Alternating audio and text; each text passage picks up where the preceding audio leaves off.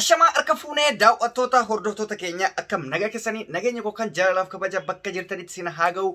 Egaan daawwattoota fi hordoftoota keenya seenaa hojjetame irratti wanta ajaa'ibaatu dhufe. Wanti ajaa'ibaa dhufe maayinni seenaan hojjetame kan galaana gaaromsaatti kan biraa isinitti fakkaatin.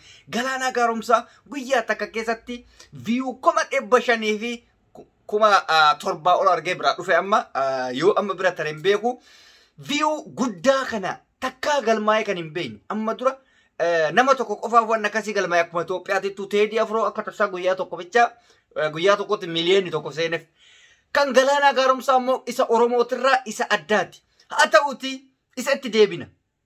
Bilxiginnaan gadheen bilxiginnaan argitee hinaaftuun bilxiginnaa gad deebituun ammas irra deebiidhaan barreeffama adda addaa qeeqa adda addaa kaasuu eegalteerti waccuu eegalteerti boochiseera. Sababni boochiseef maayinni kursiin duwwaa teessu sun hiika mataayisii hiika guddaa ergaa guddaa waan qabuuf bilxiginnaan booyaa jirti jechuudha. Taayee danda'a raganamaan ka'ee boo'ichisaa maaliin eegale kursiin badhaadhinni kursii duwwarra osoo hin taane kursii Afrikaatira ta'a kursii Maaliyoo tira ta'a abbaa addunyaa abbaa Maaliyoo dantaa keeti kaa namni likkii sitti himu dhufeera akkam goota likkii kee kaa sitti cabsu dhufeera akkam gochuuf deemta.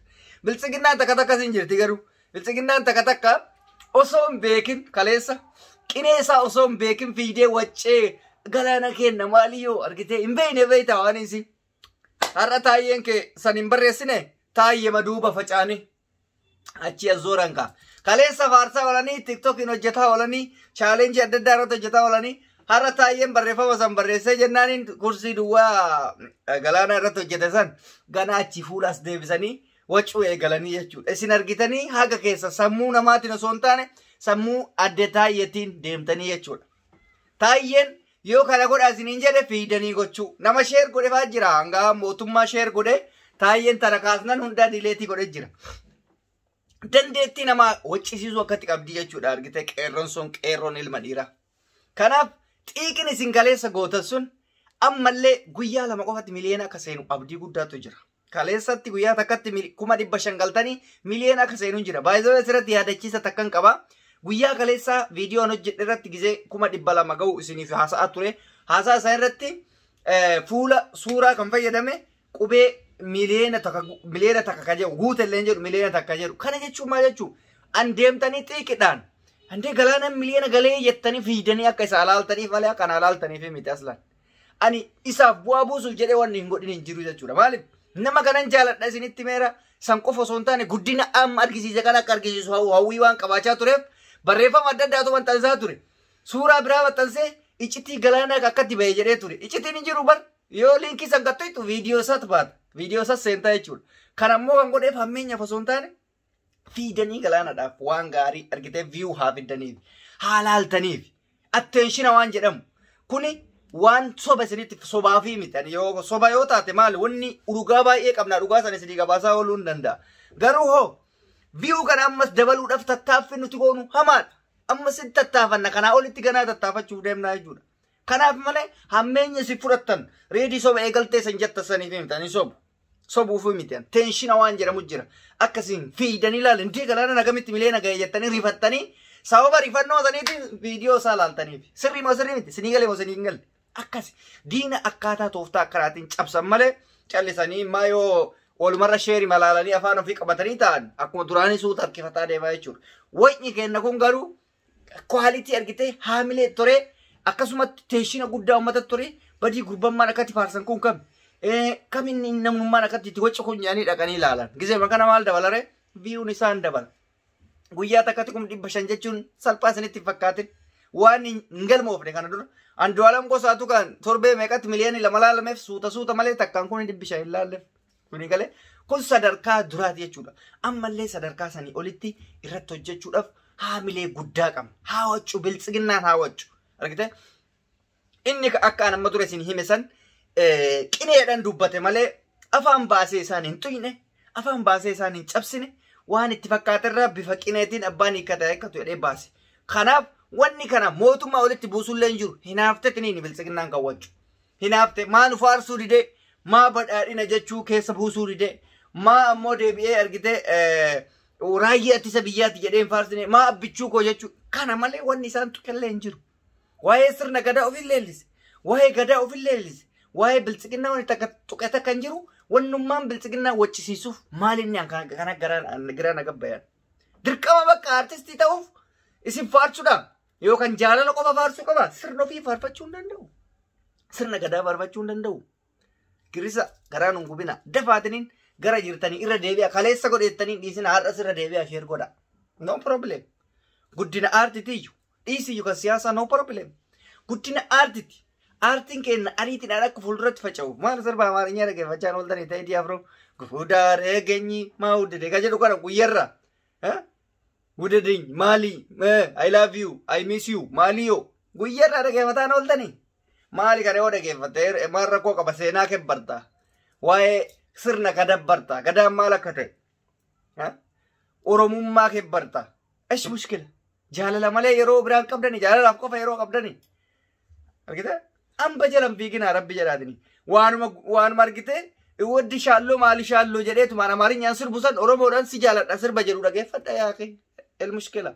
Ergaan isaa tokko. Sitti bareeduu dhabuu isaa immoo tokkam. Yoo dhaggeeffatte sitti bareedaa deema sirbi. Yoo maan dhaggeeffatti san dhaggeeffataa waan ooltuuf santu si massadha santu si dassi jedhaa jechuudha. Garuu yoo ati toof kennite hin bareeda. Amma fakkii sirbuma garaanaa kana gisee jalqaba akka inni gadhiisan dhaggeeffadhu natti toluu dide nasaabuu dide bakka ergaa isaa bichaan na jedhee nasaabuu dide. Hin dhaggeeffadhe deebi'ee hin dhaggeeffadhe gisee 5 gisee 6 10. Adda dhaggeeffadhuun onne maganna seenam. Amma isa malee dhaggeeffachaa hin jiru. Natti tolee jiru. Maaliif? Bakka akka adatti toluuf anatu of taasise jechuudha. Jaalala isaa keessa akka galuuf anatu of taasise. Kanaaf isinillee keessa galuudhaaf waan san fedha san keessa galuuf itti of kennuu qabdan. Sirba Oromoo. Sirba Oromoo itti of hin kennine eenyu itti of kennine eenyu sii dhaggeeffataati. Gise mataa akka irraa dhaggeeffattee achii deemtee Amaarinyaa keetitti yoo galte. Afaan hambaa, afaan harree. Mini haara qillaalmee afaan Amaaraa afaan harreeti bar. Maaliif beekta afaan harreetiif afaan sareeti wanni jedhameef. Mee saree biyyatee natti namni saree qabdan. Sareedhaan nee yookaan immootu hijii jedhaniin malee koottu deemi maqaan sareellee maqaan Oromoo hin jiru. Maqaa tolaa ittiin baasan, maqaa Kamaal Jamaal ittiin baasan, maqaa sareetti maqaa maal baasan? Maqaa Amaarinyaa bal'axuu caaltuu jechuudha. Caaltuun baasanii amma sareetti hin baasan. Bal'ataa Caalaa maqaa caalaatti hin baasanii sareetti hin baasan. Maqaa kanaaf afaan sareetii isin hin jennanu. Argite? Nay jettaan saree gisee waatti gaditu nay jettaan. Kottu hin jettu hin dhufusu afaan Oromooti. Afaan sareeti afaan Amaarinyaa kanaafuu isinii galee. Kana waan ta'eef waan akkasii ofirraa dhiisataniin afaan keessanitti galaa jechuu barbaadetti. Immoo afaan Amaarinyaa haasa'uu nama akka muudiitti fudhatu jira. Muudii maal qaba Stiiven Muudaaloo? Anamma Amaarinyaa haasa'uu hin danda'a sirriitti. Hin dubbadhu garuu natti hin tolu. Maaliif? Muudii jedhamu sun afaan Oromootirraa hin jira.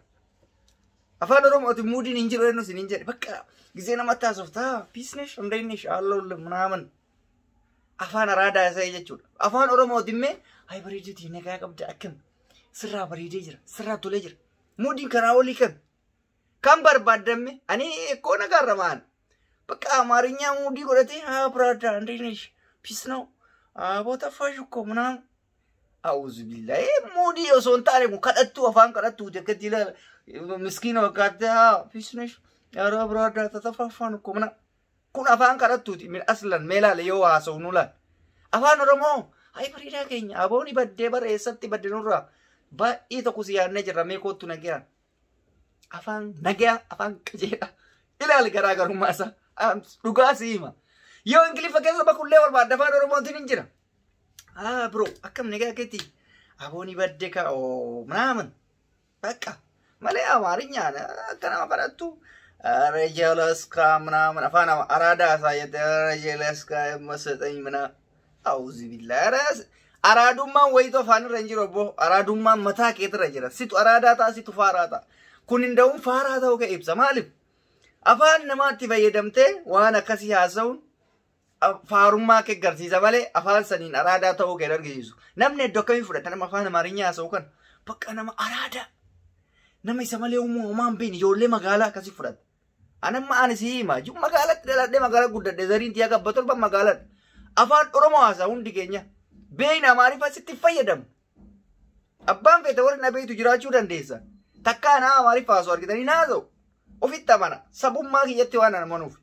Gizee rakkadhe qofa ittiin fayyadama hallaqa dhumate. Kana isin jechuu barbaada of beekaa eenyummaa keessan beekaa isin jaaladha isin kabajaa daawwattoota hordoftoota keenya reedii adamtuu viidiyoo keenya laayik gochuun irraanfatina. Egaan turtiin irraa qabu kana fakkaata nagaa naa tura.